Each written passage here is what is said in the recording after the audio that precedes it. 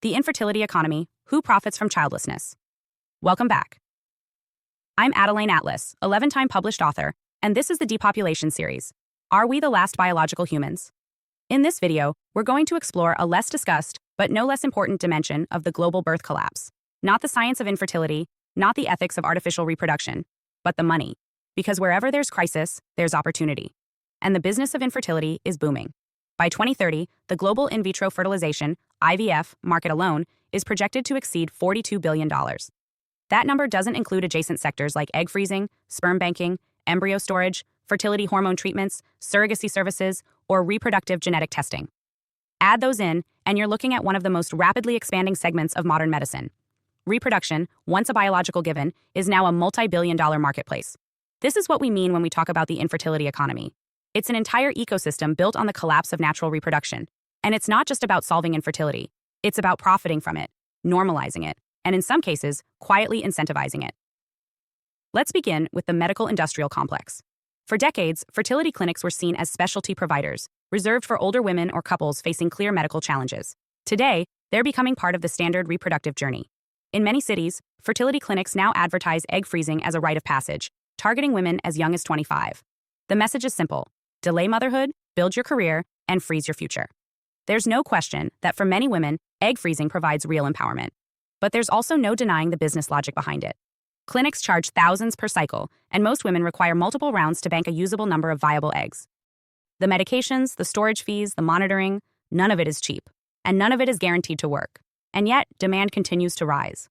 Not just because infertility is increasing, but because fertility is being reframed.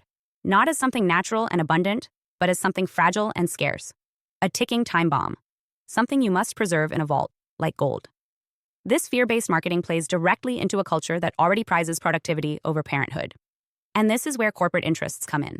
Today, some of the world's largest companies, Apple, Facebook, Google, offer to cover the cost of egg freezing for female employees. On the surface, it looks like a generous benefit, a progressive policy that supports women's choices. But dig a little deeper, and the logic becomes clearer. A woman who delays children is a more available worker. She travels more, works longer hours, takes fewer leaves, needs less accommodation. In short, she's cheaper and more efficient. The same logic applies to childless workers in general, regardless of gender. Employees without children tend to be more mobile. They can relocate at short notice. They don't need flexible hours for school pickups or sick days. They're easier to manage, easier to replace, and less likely to request long-term family-related benefits. In an economy increasingly dominated by just-in-time labor and hyper-efficiency, childless workers are an ideal fit. This isn't a conspiracy. It's a business model. Companies aren't just passively benefiting from childlessness. They are, in many subtle ways, promoting it. Through workplace culture, through benefits, through lifestyle branding. Freedom is the new fertility. Autonomy, mobility, flexibility, these are the values that dominate corporate advertising today. And children? They're framed not as a legacy, but as a liability. Just look at the explosion of what's now called the child-free movement. In previous generations, choosing not to have children was often stigmatized. Today, it's celebrated.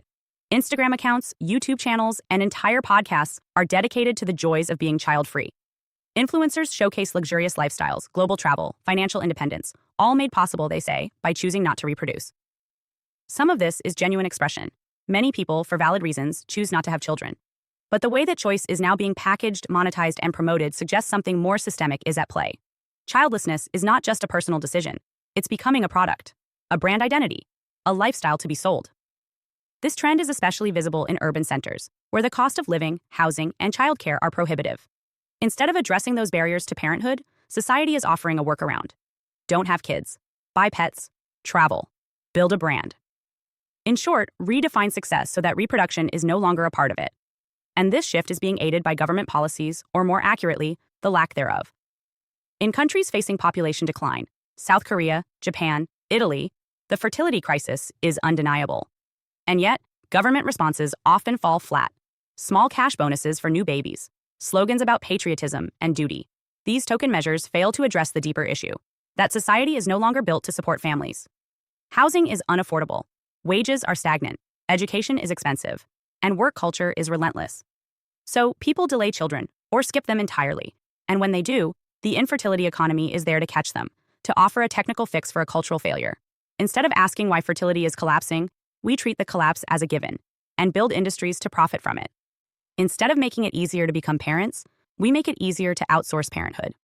Instead of healing our relationship to reproduction, we medicalize it, monetize it, and eventually, mechanize it.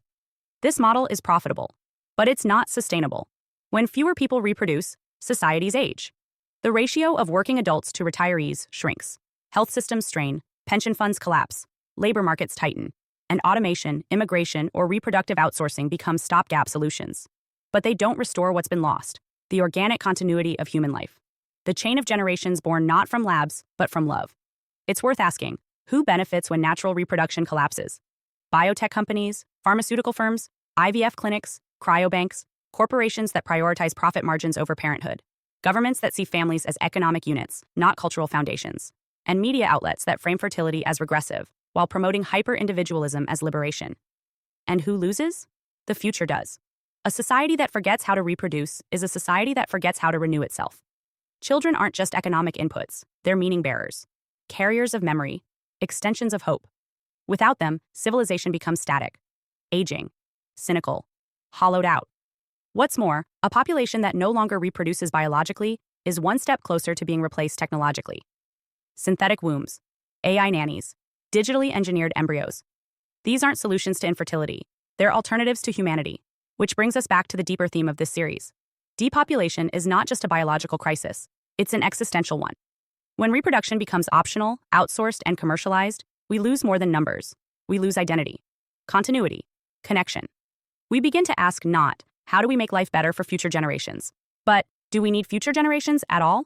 And when that question becomes normalized, it's already too late. The infertility economy is not inherently evil. It helps real people overcome real obstacles. But it must be understood for what it is, an industry. Not a solution, not a savior, and certainly not a substitute for the biological continuity that defines our species. If we allow markets to define meaning, then meaning will always be transactional. And reproduction, once sacred, once mysterious, will become just another product, designed, priced, and sold. And that is not the future of life. That is the end of it.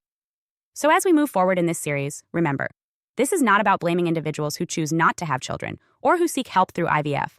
It's about understanding the broader system, the incentives, the narratives, the profits, the policies, because someone is shaping the future of reproduction, and it may not be us. Hi, I am Adeline Atlas, 11 times published author, and SOS, School of Soul has a brand new series, the AI and Future Technology series. Look, you know the world is changing, and no, it's not going back to normal. Normal is over, and what's coming next is beyond anything we were prepared for. The School of Soul, AI and Future Technology series includes 319 videos on 1. The Download Society, How Data Has Replaced Destiny. 2. Predictive Future. Your next moves aren't random, they're forecasted. 3. Social Credit Systems. The behavioral economy now governs access. 4. Hive Mind. Synthetic telepathy and collective algorithmic control. 5. Nanobots inside you. Medical, military, and programmable intrusions. 6. Grief Tech. AI-fueled digital resurrection and simulated comfort. 7. Uploading your mind, consciousness transfer, and data-based identity. 8. Deep fakes plus AI clones, the replication of reality and identity theft. 9. Quantum humans, the merger of biology with quantum systems. 10. Digital afterlife, where your data goes when you die. 11. Resurrection science, reviving life through synthetic methods. 12. Immortal science, the end of death as we know it. 13. Longevity science, gene editing, anti-aging, and bio-upgrades. 14. Designer babies, engineered perfection before birth. 15. Artificial wombs, birth decoupled from the female body. 16. 3D printing, printing organs, limbs, and even humans. 17. The humanoid era, the rise of synthetic beings among us. 18. Legacy humans, the slow phase-out of unmodified analog people. 19. Smart cities, algorithmic environments that watch and decide. 20. Cloud-based societies, citizenship without borders or bodies. 21. Hackable humans, emotion, memory, and behavior under code. 22. Biometric scanning, your body is your password and your prison. 23. Sex tech, intimacy reprogrammed by machines. 24. Extinction of gender, fluidity, deletion, and design of identity. Every topic is fully explored with real-world technologies, patents, case studies, ethical analysis, and future forecasts. These aren't someday discussions. This is already happening. Join the SOS School of Soul Vault to understand the future before it's implemented on you.